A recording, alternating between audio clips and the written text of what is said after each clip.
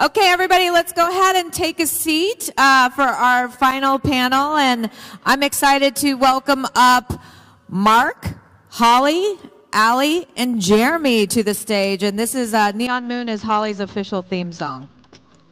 Although she might have to wrestle Judith for it. I'm not sure.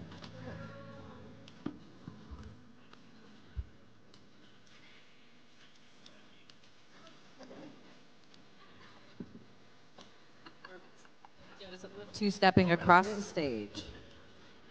All right. Only you get walk-on music.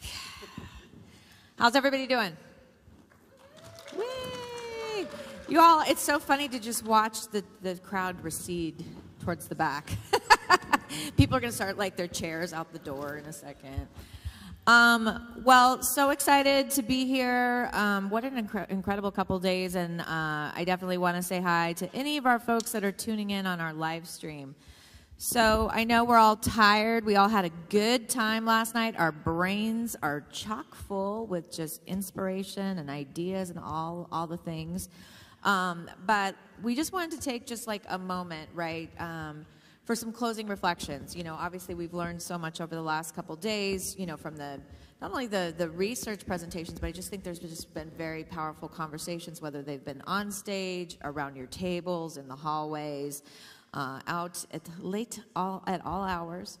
But we wanted to just take some time too to, like, as we heard all the reflections from the strategy tables and we're all getting ready to go home, to just sit in this circle with just these amazing folks who've been a part of this, just to kind of hear, like, you know, closing reflections and thoughts, you know, about what's happened over the last couple days, you know, things that excited you all, you know, as you heard some of the report outs, and you know, and like personally, what are you taking home with you as you get ready to get home, and what does this look like, you know, in your work or just even in your lives? And so we have a couple new voices up here I want to start with. And so, Allie, if you want to introduce yourself and just kind of, what's a big impression you've had over the last couple days? Sure.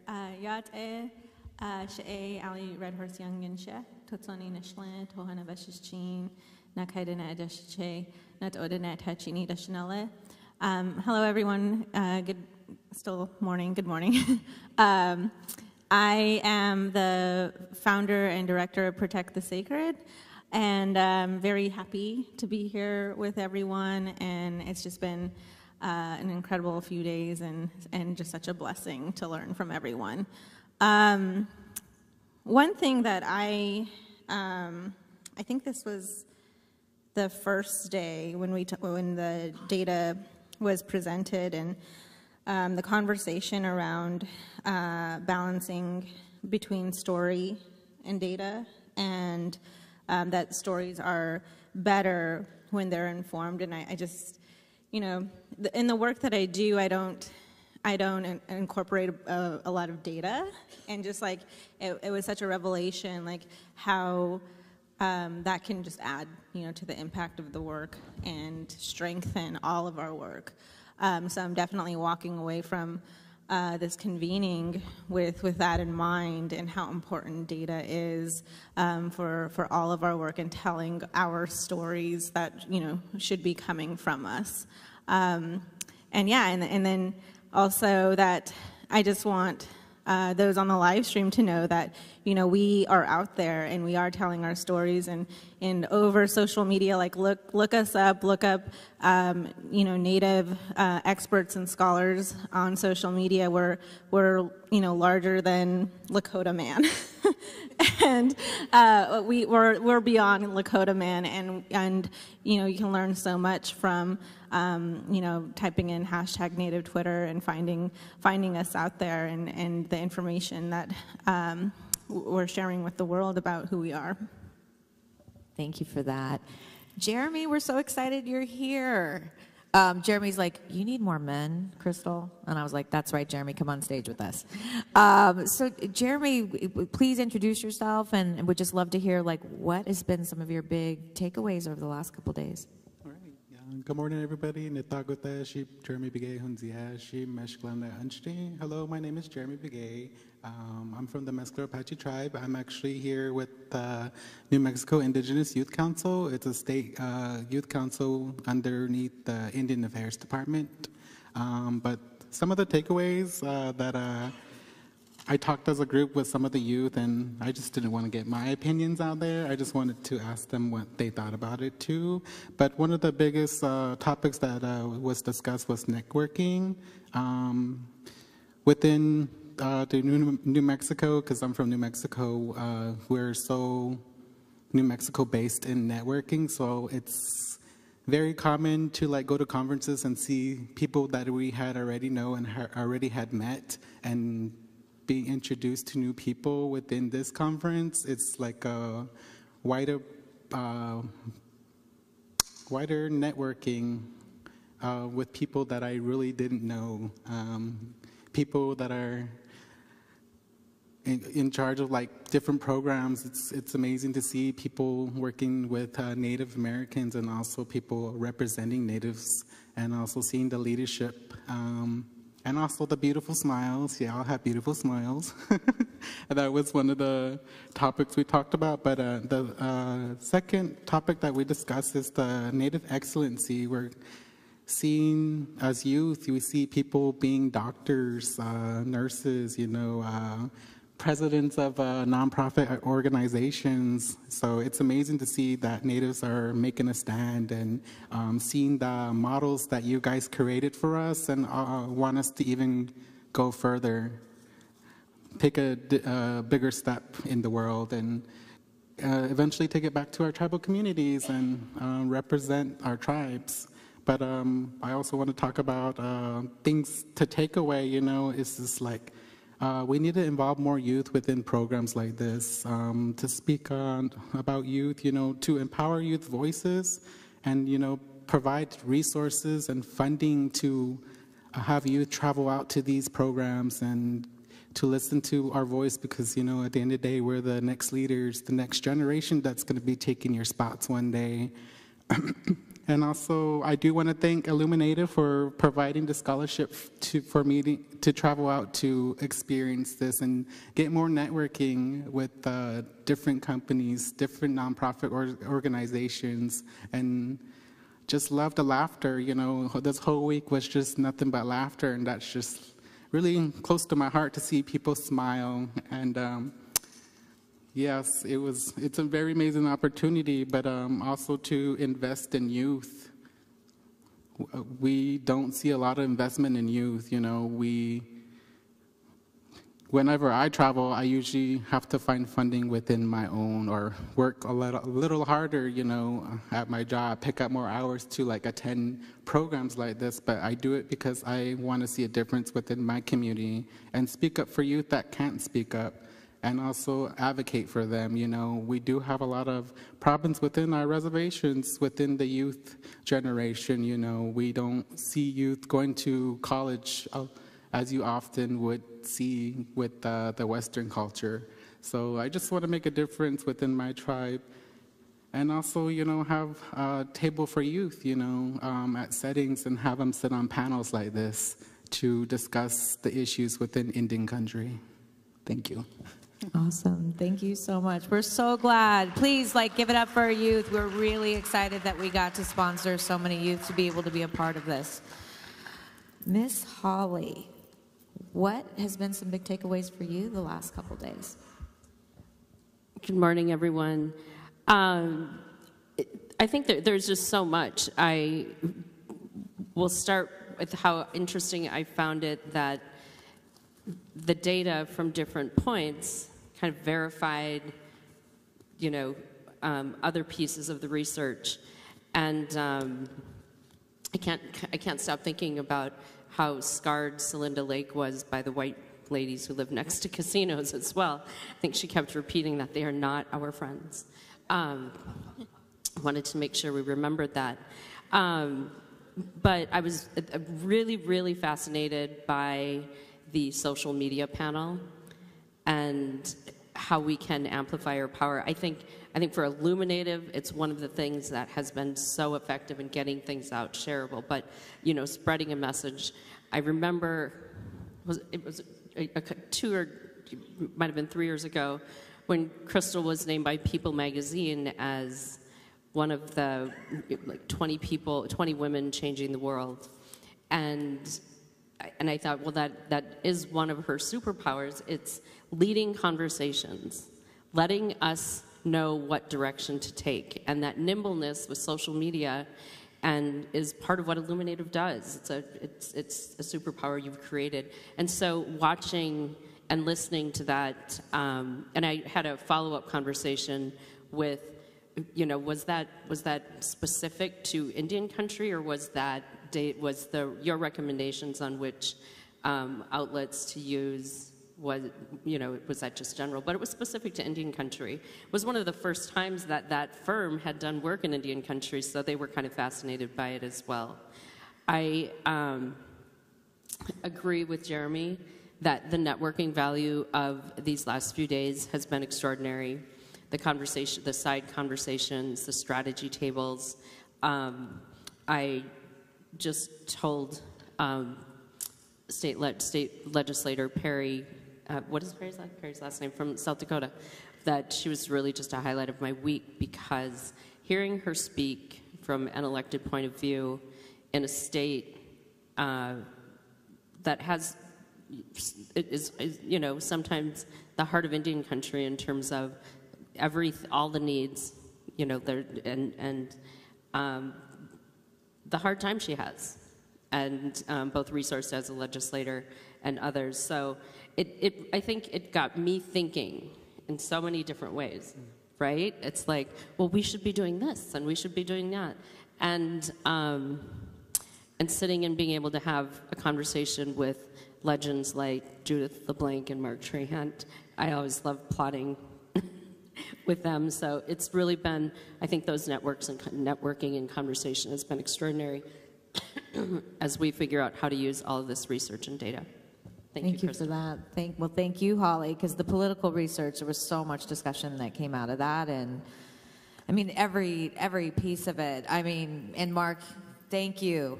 As we say, compañero, you were just you're always an incredible moderator, and I said very selfishly, this was like a dream come true that I got to moderate with Mark Trahant. But Mark, wow, I can't wait to hear what's coming, your takeaways are. Okay, thank you, Crystal. And first, I agree with everything said, so I won't repeat some of that. I was struck this morning by the conversations about youth, and I'm sorry to say this out loud, but one of the things they don't tell you is that when you blink, you're not a youth anymore. Seems like just a few minutes ago that I was the young one. And now an elder.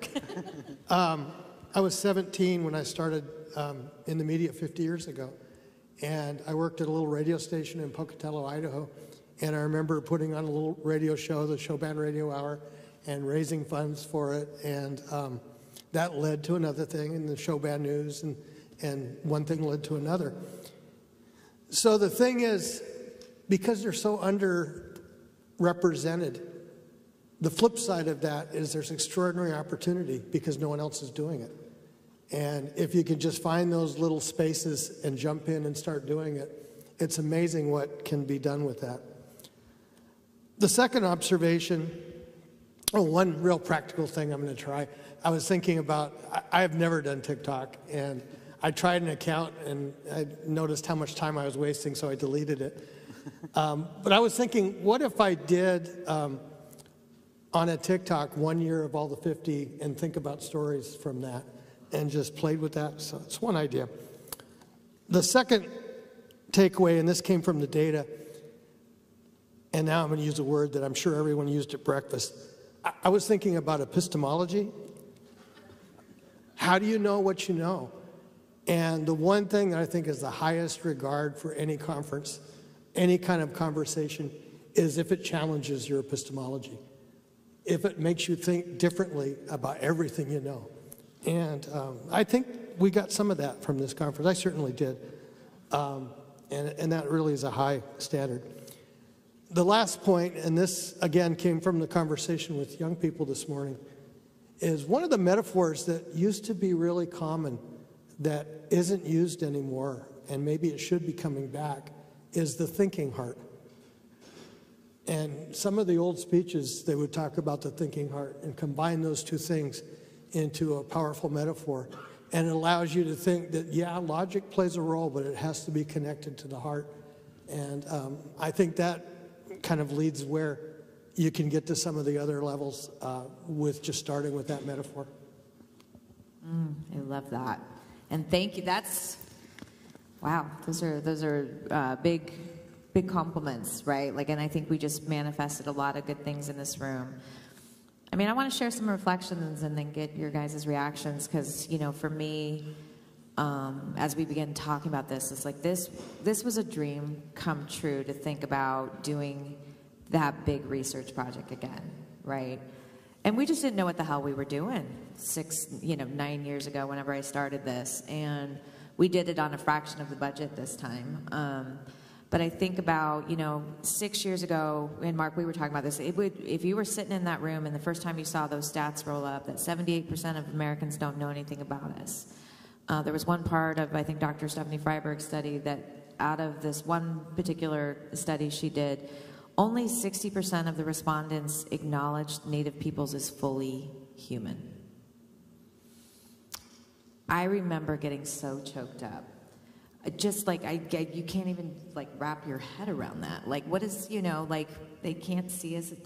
What is that? And as we kind of just kept going through and just understanding how profound the erasure was and the aha moments of like, oh, this is big systems. This is media. This is education. This is entertainment. This is politics, right? And looking at the profound erasure that exists. And I think for so many of us, whether you were in that room or, I've spent the last, 6+ years zipping all over, sharing the research. How many people have come to me over the years like tearful, saying thank you. I just thought it was me feeling invisible and alone. Or I just thought it was like this bad situation. We always hear, it's just one bad apple, right? But understanding it's really systematic. And and understanding that, the power of these toxic stereotypes and false narratives that we grew up and you just like, in our day, we're like, okay. I mean, we just sort of lived with it, but not really understanding that we didn't have to just sit there and take it. Like, it was actually understanding it was creating so much bigger harm, systemic harm, and that we couldn't afford to just say, that's not important, right? All of our needs, I think, in our communities are important. Right? And we just have to find different ways as we all work to prioritize those things. And it was really profound, like all the just seeing, but how big the problem was, but that we could finally actually really see, like we could like, okay, now we're gonna go hunting. Now we're gonna organize. Now we can actually really see what is in our way, but where the opportunities are. And I look at that with those baseline numbers, if 78% of people didn't know about us, 78% of those wanted to learn more about us, right? And 78% supported like more representation in Hollywood.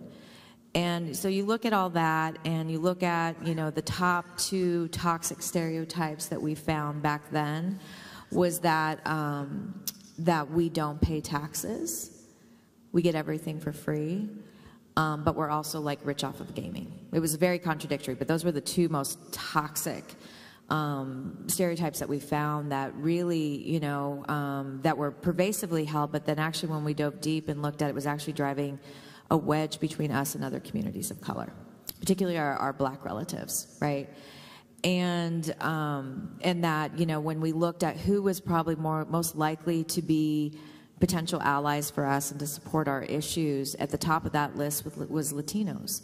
And then people of color under the age of 30 and women, right? So those, just like looking at a lot of that data and then looking at what has been shared out now for the last few days and what's changed in 6 years. And it was seeing like, wow, I mean, we saw it, like 68% of people, like, they want to know more. There's like, you know, you saw those big numbers that came out of the Nielsen study, and we will be sharing out the presentations and stuff, but there's so much stuff in there in the Nielsen, right? But just seeing that there's these high demands for wanting to know more, for wanting content, wanting to see us in TV and film and just media in general and all of these things. But that's also a 10-point slide backwards. And I think those are the things that we've got, like, what happened there. And to see in some ways we've actually slid backwards on mascots. And, you know, and that there's still the majority of people in this country just don't fully understand. And I think, you know, Charlene's point that maybe it's because we took down the 800-pound R-word whale back in 2020, and everybody thinks that was it. So it's, you know, and I really appreciated, I think it was a report out from the mascot group, because we have just been like talking about the psychological harm and really going at these teams, and it just seems like we're kind of stuck, and maybe it's you know, this is what's so great about these moments when we can think about how do we shift and change our tactics, right? But I think what I saw overall in the research is back in 2018 when we published, there was just so much work we had to do. There was not, even though we saw groups that we thought we could really like align and ally with, there was a lot of work to do to get to know them and connect and kind of almost like re-educate people. Like, we've got to transform the operating system in this country about how people are taught to think about us, right? What I see now in the research is that there seems to be such a bigger opening for allyship. Like, people really leaning in. And I think we heard this from, like, and Holly, you were making the point, we kind of heard so much validation and like trends across the research that it really seems like people do not only want to know more, I mean, they're like more present and know, but they don't necessarily always know where to go for the information. And there just seems to be an openness and a leaning in more that we didn't see in the first round. But I think we're also just seeing the trends that we all need to be concerned about, right? With I think the George Floyd backlash and everything that happened in 2020. I think we're continuing to see the rise of misinformation and disinformation and the way that plays in and affects our communities. And I think we still see some really alarming bias that came out, particularly I think in Mary Catherine's research as well. So, you know, I don't know what I hope for. It's not like we're done. I didn't think that was going to happen with this research, but I really think it's a snapshot that we are really making profound progress. And so I'm going to stop talking about because I really wanted to tee this up and feeling like we are making forward momentum. And I remember sitting in that room 6.5 years ago and, you know, wasn't a group that much bigger than this, and thinking these problems are so big, how are we going to change this? And so it's so neat to fast forward 6 years later and be like, oh my God, it doesn't, you know, like, it's so doable if we all just really do this, be a part of this movement of many movements. So those are kind of like, as I'm connecting the baseline research that happened with Reclaiming Native Truth to now this new research with Native Visibility, those are just some of the things I've been thinking about. So I'm just curious, I'm just like going to open it up, like, I don't know, what do you guys think? I actually think you missed the most important thing that you did. I'm not surprised I have not finished my coffee. Not you eliminated in the research, and that is that not only it happened, then it happened again. And it's the idea of expectations. Now people expect excellent research. And it's not just the creation of the product, but it's the idea that this is going to be the new norm and everything else has to meet that standard. And I think that is really important. One of the things that amazes me about ICT is that when it went dark 7 years ago, so our parallels are almost the same, between 200 and 400 people every day looked at a blank website, wanting it to be there and hoping it would magically reappear. And when it came back, it continued to grow. Now about 800,000 people a month think that's the norm, and that there's always going to be Indian news there every day, and then they can look and see there'll be something news, and they expect that. And that standard of just expectation, I think, is as almost important as the actual craft of the research or the craft of the product. Oh, I love that. Man, 2018 was a big year. Who else? What else comes to mind as you think about the changes over the last 6 years? Or I think something you said is people want more, right? They want more research. They want more judges, more elected officials, more natives working in Washington, D.C., more of our success in getting out the vote and getting voters to the polls. And, it's all of that infrastructure and building. It just seemed like we want more. And I will double down on what Trey Hunt said. I don't know if the high quality of this research, and I'm not talking about myself, I'm talking about the Celinda Lake, the unfiltered media. These guys are they're the gold standard in Washington, D.C. for polling. You see Celinda Lake quoted on the news. You turn on the TV tonight, I'm sure you'll find her on some channel.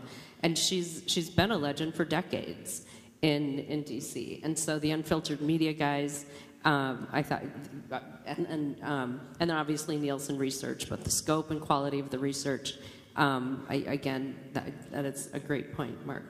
It is, you're setting the standard, and there's no going back. I love that. And, and we kept hearing about more research, right? And I love that. And I'm just curious, Jeremy, because one of the things Mary Kim approached me about is, well, why didn't we do research with folks under 18? Right? And it's just because we weren't allowed to, right? Our fiscal sponsor didn't allow us to do it, but now we're not in that situation anymore because we are now our own 501c3. But I'm just curious, do you think that's a good idea? Do you think we should do some deep polling with, under 18s youth? And what do you think?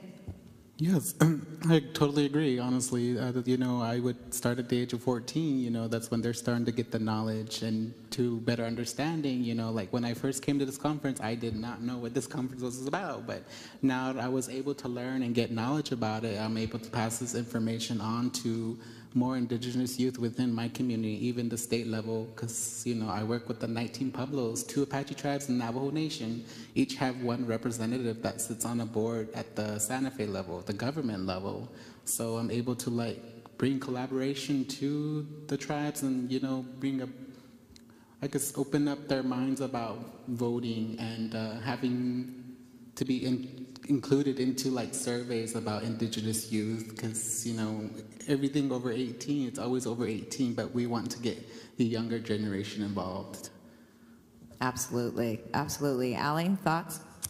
Yeah, I just wanted to express my gratitude for you all laying the groundwork, and the investment you mentioned, it was not cheap.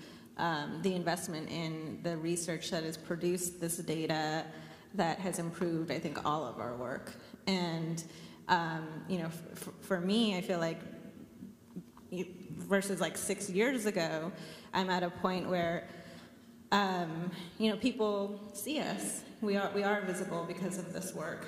And now I'm able to to go deeper a little bit. And, so, with some of our voting work that we're doing this year, I keep talking about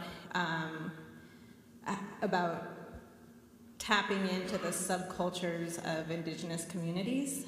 And I don't think I would be able to talk about that, 6 years ago. I would have to go through this, first I'd have to say, oh, we're still here, and then kind of do this Indian 101. But now I'm able to go out and I'm talk about how there's so much diversity within each of our communities, each of our nations. And I'm really excited about that because, we're at a place where we're shining a light on our incredible youth and their passions and these different subcultures that exist within all of our communities. And yeah, I just feel like that's a powerful thing when a Native young person feels, I think, feels grounded in who they are And so they're no longer like, out there preaching like I'm Native. They're able to, they're grounded in that, and then now they're able to identify with other cultures. So some Native youth, we do like our skateboarding activation, and some of our Native youth are, they're like, I'm a skater. They already know that they're Native, but now they're able to just say like, I'm a skater, and yeah, I am Native. Secondly. But so I just think that the research and raising the visibility of Native people has allowed me to kind of take my work in deeper, and educating the rest of the world that we're not a monolith, and 6 years ago that meant, because there's over 570 plus federally recognized tribes. Now we're saying, there's that diversity, but also there's an even deeper diversity within each of our communities. So anyway, just thank you. Oh, thank you for that, Allie. Something else that really struck me, back in 2018 with the research, we understood that Hollywood was like one of those major drivers, both of erasure, right? Because we only showed up unless it was like some horrible Western thing, pre-1900, or we're like Native woman being, sexually assaulted and killed or something. That was kind of our roles. But we had no data points, right? I mean, we had dances with wolves, right? And smoke signals. We were like, that was it. Like right when we were starting, and but there were so many hopes and aspirations, and I think I had shared at some point over the last couple days, like, where we, the next iterations of the project, we had these big visioning sessions, and people dreamed that it would be like 10 years before a Native would, at least be nominated for an Oscar or a film, right? And then here we had Lily this year. So I say all that because what I found really interesting across all the different research panels was at some point people pointed to, whether it was like Mary Catherine talking about the courts, or you think about Lieutenant Governor Flanagan talking about her role in governing and leading as the Minnesota Lieutenant Governor, about the power of representation that TV and film has had on just transforming the way people look at us. And I think a lot of times people never really understood the power of culture. And it seems like it's even gotten more powerful. And where it, hardly anybody, like in declining, and I would love to hear Mark's thoughts on this, like people like watching traditional news, reading traditional news, people are getting it from social media, but a lot of people are just turning to kind of edutainment to kind of form their impressions of the world. And that seemed to be, every one of the presentations, it kept coming up. And when the Nielsen data, I think, is one of the things we've got to be paying attention to the most, that high demand. We want to know more. There needs to be more Native TV shows, films, media content. And I love in the focus groups, have they thought about doing more on social media? Yes, we all have.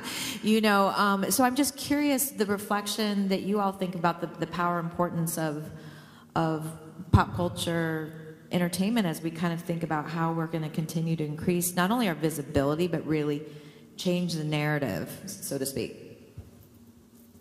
The stories we tell, that really fits what entertainment. I was thinking, the compare and contrast between the United States and Canada. Canada has a network, it has television shows. They don't always have the newest shows because of resources, but they do have an ability to get the word out to everybody through APTN. One of the things they've been able to do with that is Indigenous Peoples Day in Canada is huge. The whole country shuts down for that one day, and people look and talk about issues in a way that doesn't get the same sort of attention here. And I think it's partly because APTN is a coast-to-coast network, and it's able to carry a signal and get people thinking about that one thing for that one day. That's incredible. Holly, thoughts? I think about how, when you said 2018 was such a watershed year, and now it's just normal for us to be electing natives to Congress, and we shouldn't go back from there. And then I think about, what's the future? And we have some prominent Native American women whose political paths and futures are very bright. We have, Lieutenant Governor Flanagan, who Who knows what Governor Walz is going to do? There are no term limits in the state of Minnesota, but there could be an open Senate seat, or she could be the executive of the state. Or we have Sharice Davids, where there might be an open Senate seat in that state coming up. We have a few other very high-profile Native American women whose political futures remain unknown, but I don't think they're certainly not at the end of their road. You know, if we do all this right, we could have 3 women in the United States Senate in the next 6 years, which then we're above parity, Mark. Right. Well, and right now, there are 7 indigenous women as heads of state around the world. Wow. Note that, women. Well, and I think, you know, coming back to this, you know, around popular culture and thinking about, I mean, we've had historic, groundbreaking representation, you know, really since 2018, from just, you know, historic, you know, representation, Deb breaking the highest glass ceilings, you know, for us in the government. But again, reservation dogs, Prey, Rutherford Falls, Lily, all things Lily, right? I want to pose this both to you as Jeremy, you know, as you know, a young person.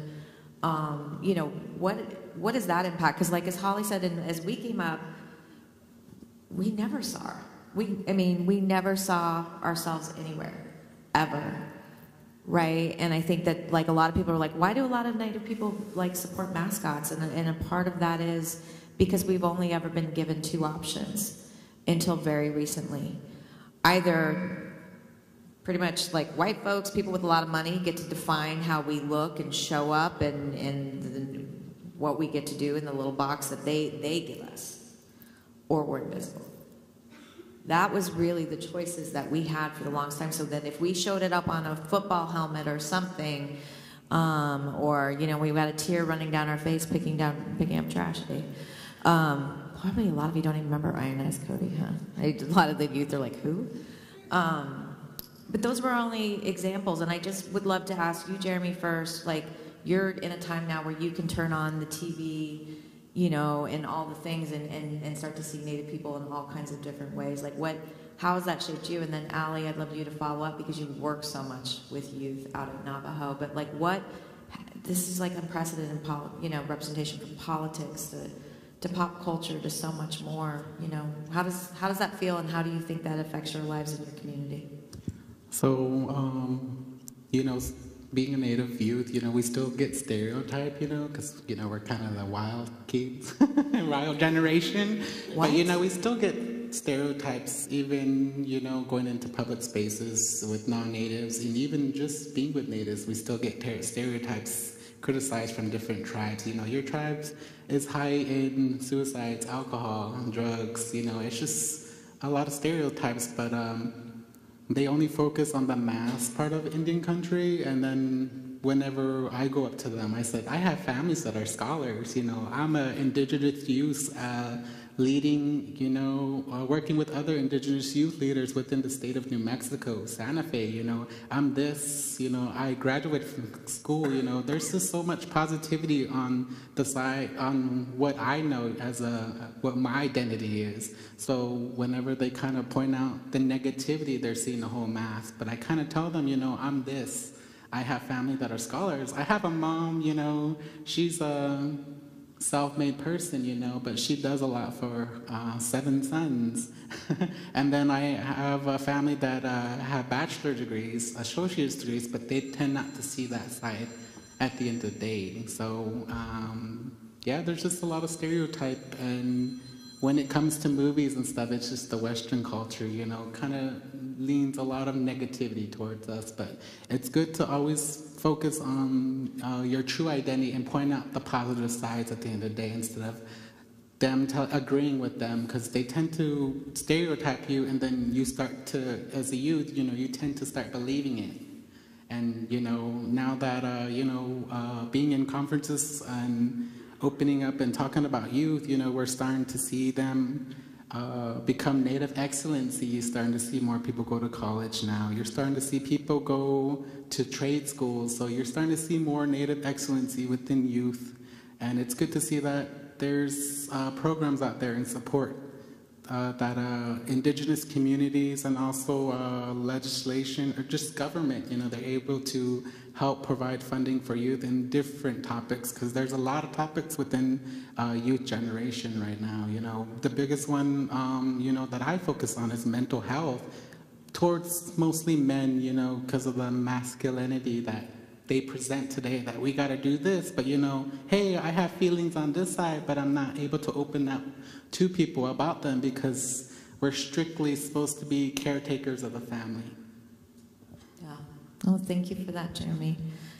Allie, how, with the young people and just kind of watching, is the representation we're seeing just across the spectrum, how is that connecting young people in your community? Yeah, I mean, it's incredible. I'm a millennial, so I definitely grew up also, when I was a youth. I feel like I've transitioned to auntie role, in the last year or so. And but when I was a youth, I feel, I didn't see, us on TV. I didn't, there was not.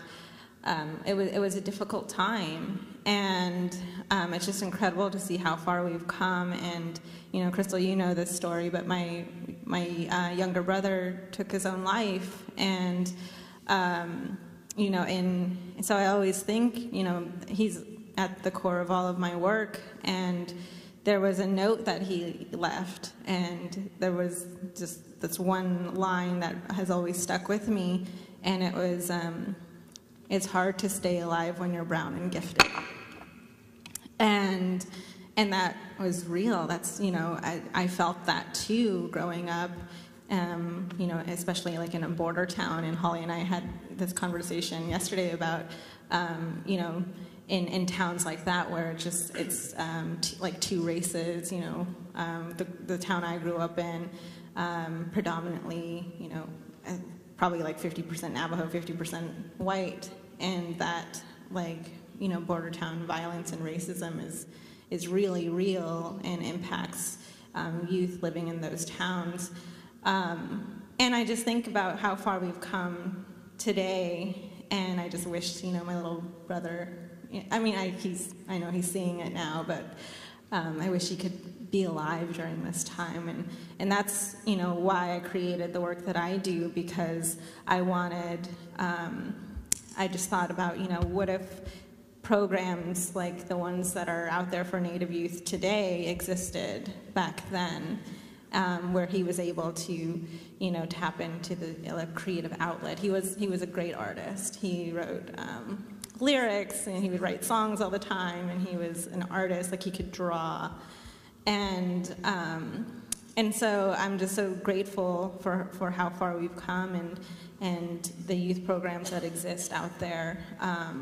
You're all doing incredible work, and helping our youth to rise up and feel confident in who they are, and also that I feel like there's this sort of cultural renaissance happening, in the last 6 years, especially with our Native youth. And it's really powerful to see our Native youth, really standing in who they are and proud of who they are, and doing it so that our community, we all rise together. But yeah, I never thought I'd see a show that was, with a mostly Native cast and directed and written by Native people. I see, that impact and how it's affected our youth, and I think it's just making that the youth generation and the generation after that that's coming up, even stronger.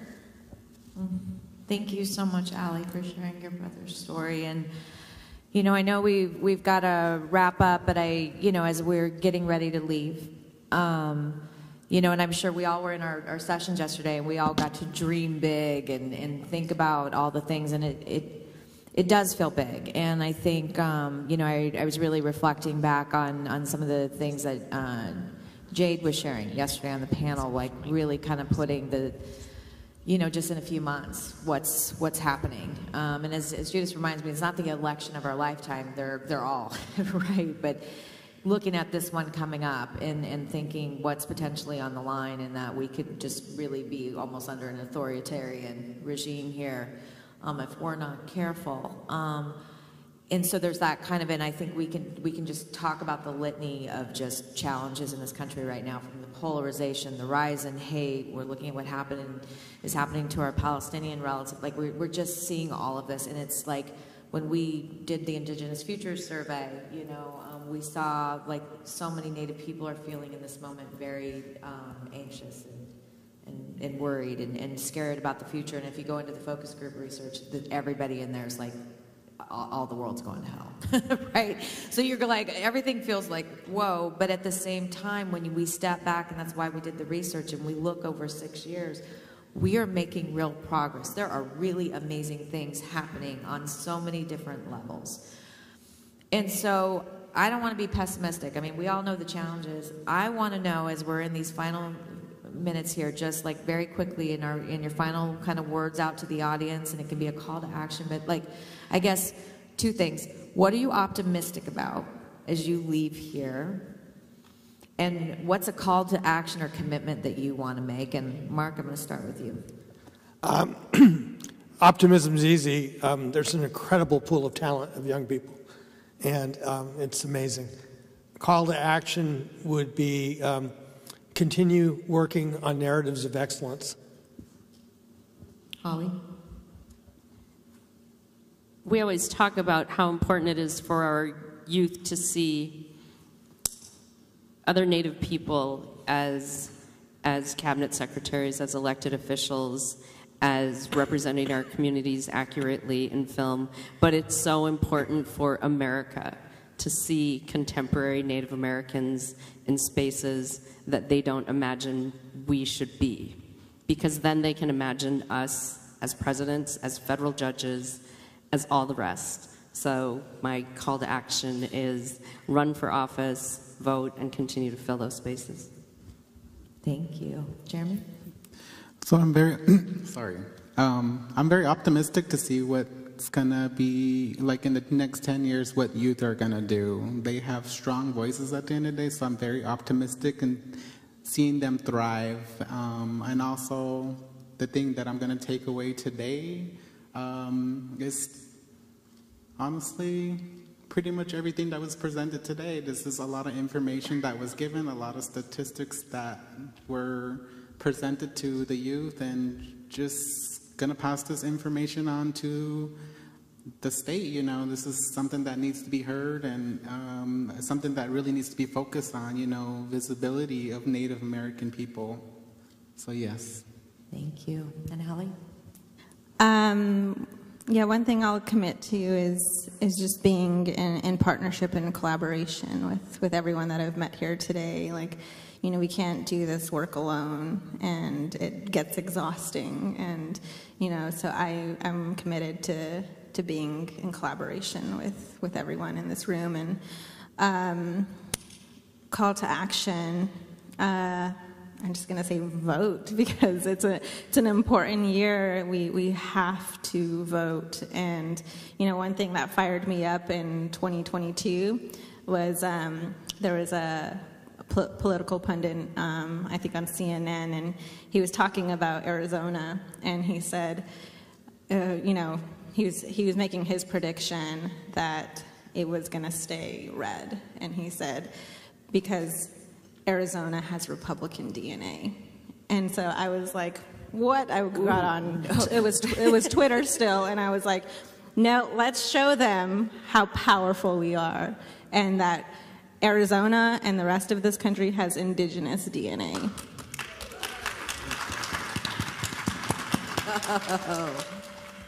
Don't be surprised if that shows up in some voting slogans somewhere. I cannot thank you all enough. I look up to you, admire you. I feel blessed to just be in this circle with you, and thank you so much for being here and for sharing your thoughts and reflections. Everybody stand up and give them a round of applause. Come on, let's go.